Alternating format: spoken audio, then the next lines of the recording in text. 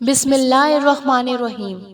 شروع اللہ کے پاک نام سے جو بڑا مہربان نہایت رحم کرنے والا ہے۔ معزز سامعین، السلام علیکم۔ ہمارا آج کا موضوع گفتگو ہے ایک بچے کے ایمان کی آزمائش۔ معزز سامعین، اگر آپ کو ہماری اسلامک ویڈیوز پسند آ رہی ہیں تو ہمارے چینل کو سبسکرائب کریں اور بیل آئیکن کو پریس کریں تاکہ ہماری آنے والی ویڈیوز آپ تک پہنچتی رہیں۔ رسول اللہ صلی اللہ علیہ وآلہ وسلم نے فرمایا کہ پہلے زمانے میں ایک بادشاہ تھا، اس کے ہاں ایک جادوگر تھا۔ جب جادوگر بوڑھا ہوا تو اس نے بادشاہ سے کہا کہ میں اب بوڑھا ہو گیا ہوں اور میری موت کا وقت قریب آ رہا ہے، مجھے کوئی بچہ سونپ تو میں اسے جادو سکھا دوں۔ چنانچہ ایک ذہین لڑکے کو وہ تعلیم دینے لگا۔ لڑکا اس کے ہاں جاتا تو راستے میں ایک راہب کا گھر پڑتا جہاں وہ عبادت میں اور وعظ و نصیحت میں مشغول ہوتا۔ یہ بھی کھڑا ہو جاتا اور اس کے طریقہ عبادت کو دیکھتا اور وہاں سنتا۔ آتے جاتے یہاں رک جایا کرتا تھا۔ جادوگر بھی مارتا اور باپ ہی، کیونکہ وہ وہاں دیر سے پہنچتا اور یہاں بھی دیر سے آتا۔ ایک دن بچے نے راہب کے سامنے یہ شکایت پیش کی۔ راہب نے کہا، جب جادوگر تم سے پوچھے کہ کیوں دیر ہو گئی تو کہنا کہ گھر والوں نے روک لیا تھا، اور گھر والے بگڑے تو کہنا کہ جادوگر نے روک لیا تھا۔ یوں ہی ایک زمانہ گزر گیا۔ ایک طرف تو وہ جادو سیکھتا تھا اور دوسری طرف کلام اللہ اور دین اللہ سیکھتا تھا۔ ایک دن یہ دیکھتا ہے کہ راستے میں ایک زبردست ہیبت ناک سانپ پڑا ہے جس نے لوگوں کی آمد رفت بند کر رکھی ہے۔ ادھر والے ادھر اور ادھر والے ادھر ہیں اور سب لوگ ادھر ادھر پریشان کھڑے ہیں۔ اس نے اپنے دل میں سوچا کہ آج موقع ہے، میں امتحان لوں، راہب کا دین اللہ کو پسند ہے یا جادوگر کا۔ اس نے ایک پتھر اٹھا کر اور یہ کہہ کر اس پر پھینکا کہ اے اللہ، اگر تیرے نزدیک راہب کا دین جادوگر کی تعلیم سے زیادہ محبوب ہے تو اس جانور کو اس پتھر سے ہلاک کر دے تاکہ لوگوں کو اس بلا سے نجات مل جائے۔ پتھر لگتے ہی وہ جانور ہلاک ہو گیا اور لوگوں کا آنا جانا شروع ہو گیا۔ اور پھر لڑکے نے جا کر راہب کو خبر دی۔ اس نے کہا، پیارے بچے، آج کے دن تو مجھ سے افضل ہے، اب اللہ کی طرف سے تیری آزمائش ہوگی، اگر ایسا ہوا تو لوگوں کو میری خبر نہ کرنا۔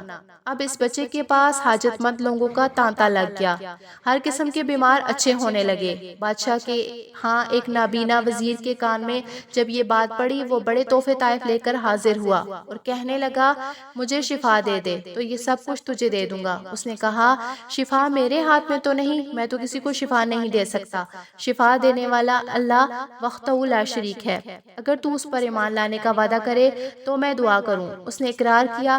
بچے نے اس کے لیے دعا کی اور اللہ تعالیٰ نے اسے شفا دے دی۔ وہ بادشاہ کے دربار میں آیا اور اسی طرح سے کام کرنے لگا جیسے کہ اندھا ہونے سے پہلے کام کرتا تھا۔ اس کی آنکھیں بالکل روشن تھی۔ بادشاہ نے حیران ہو کر پوچھا کہ تجھے آنکھیں کس نے دی؟ اس نے کہا، میرے رب نے۔ بادشاہ نے کہا، ہاں، یعنی میں نے دی۔ وزیر نے کہا، نہیں نہیں، میرا اور تیرا رب صرف ایک ہے جو کہ اللہ ہے۔ اب بادشاہ نے اس کی مار پیٹ شروع کر دی اور اسے طرح طرح کی تکلیفیں دینی شروع کر دی اور پوچھنے لگا کہ تجھے یہ تعلیم کس نے دی ہے؟ آخر اس نے بتایا کہ میں نے اس بچے کے ہاتھ پر اسلام قبول کیا ہے۔ اس نے اسے بلایا اور کہا، اب تم جادو میں کامل ہو گئے ہو، میں دیکھتا ہوں کہ تم نے اندھوں کو اور بیماروں کو تندرست کیا۔ اس نے کہا، غلط ہے، میں کسی کو شفا نہیں دے سکتا، نہ جادوگر ہوں، شفا اللہ کے ہاتھ میں ہے۔ وہ کہنے لگا، اللہ تو میں ہی ہوں۔ اس نے کہا، ہرگز نہیں۔ بادشاہ نے کہا، پھر تو میرے سوا کسی اور کو رب مانتا ہے؟ تو اس نے کہا، میرا اور تیرا رب اللہ ہے۔ اس نے اب اس بچے کو طرح طرح کی سزائیں دینی شروع کر دی، یہاں تک کہ راہب کا پتہ لگا لیا اور راہب کو بلا کر کہا، اسلام کو چھوڑ دے۔ اس نے انکار کیا تو بادشاہ نے اسے آرے سے چروا دیا۔ پھر اس نوجوان سے کہا، تو بھی دین اسلام سے پھر جا۔ اس نے بھی انکار کیا تو بادشاہ نے اپنے سپاہیوں کو حکم دیا کہ اسے فلاں پہاڑ کی چوٹی پر لے جاؤ، وہاں پہنچ کر بھی اگر دین سے باز آ جائے تو اچھا ہے، ورنہ وہیں سے لڑکا دیں۔ چنانچہ سپاہی اسے پہاڑ کی چوٹی پر لے گئے۔ جب اسے دھکا دینا چاہا تو اس نے اللہ سے دعا مانگی، اے اللہ، جس طرح تو چاہے مجھے اس سے نجات دے۔ اس دعا کے ساتھ ہی پہاڑ ہلا اور سب سپاہی لڑک گئے، صرف وہی بچہ ہی باقی رہا۔ وہاں سے بادشاہ کے پاس گیا۔ بادشاہ نے کہا، یہ کیا ہوا؟ میرے سپاہی کہاں گئے؟ بچے نے کہا، اللہ نے مجھے بچا لیا اور وہ سب ہلاک ہو گئے۔ بادشاہ نے اپنے دوسرے سپاہیوں کو حکم دیا، اسے کشتی میں بٹھا کر لے جاؤ اور سمندر میں پھینک آؤ۔ یہ لوگ اسے لے کر چلے، بیچ سمندر کے پہنچ کر جب اسے پھینکنا چاہا تو پھر وہی دعا کی، اے اللہ جس طرح تو چاہے مجھے ان سے بچا۔ دعا کے ساتھ ہی موج اٹھی اور سارے کے سارے سپاہی سمندر میں ڈوب گئے، صرف وہی بچہ باقی رہا۔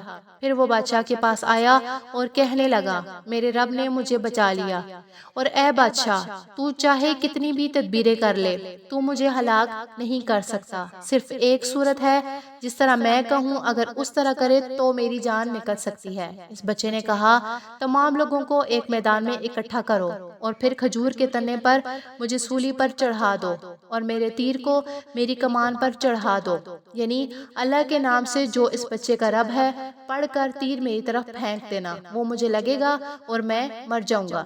بادشاہ نے یہی کیا، تیر بچے کی کنپٹی میں لگا، اس نے اپنا ہاتھ اس جگہ پر رکھ لیا۔ چاروں طرف سے یہ آوازیں بلند ہونے لگی، ہم اس بچے کے رب پر ایمان لائے۔ یہ حال دیکھ کر بادشاہ کے ساتھی بڑے گھبرائے اور کہنے لگے، ہم تو اس بچے کی ترکیب سمجھے ہی نہیں، دیکھیے اس کا اثر کیا پڑا۔ سب لوگ دین اسلام میں داخل ہو گئے۔ ہم تو اسے اس لیے قتل کر رہے تھے کہ کہیں اس کا مذہب پھیل نہ جائے، لیکن جو ڈر تھا سامنے آ ہی گیا اور سب مسلمان ہو گئے۔ بادشاہ نے کہا، اچھا یہ کرو کہ تمام محلوں اور راستوں میں خندقیں کھدواؤ، ان میں لکڑیاں بھرو اور آگ لگا دو، جو اس دین سے پھر جائے چھوڑ دو اور دوسروں کو اس میں پھینک دو۔ مسلمانوں نے صبر کے ساتھ آگ میں جلنا منظور کیا اور اس میں کودنے لگے، البتہ ایک عورت جس کی گود میں دودھ پیتا بچہ تھا ذرا جھجکی، تو اس بچے کو اللہ نے بولنے کی طاقت دی اور کہا، اماں کیا کر رہی ہو، تم تو حق پر ہو، صبر کرو اور اس میں کود پڑو۔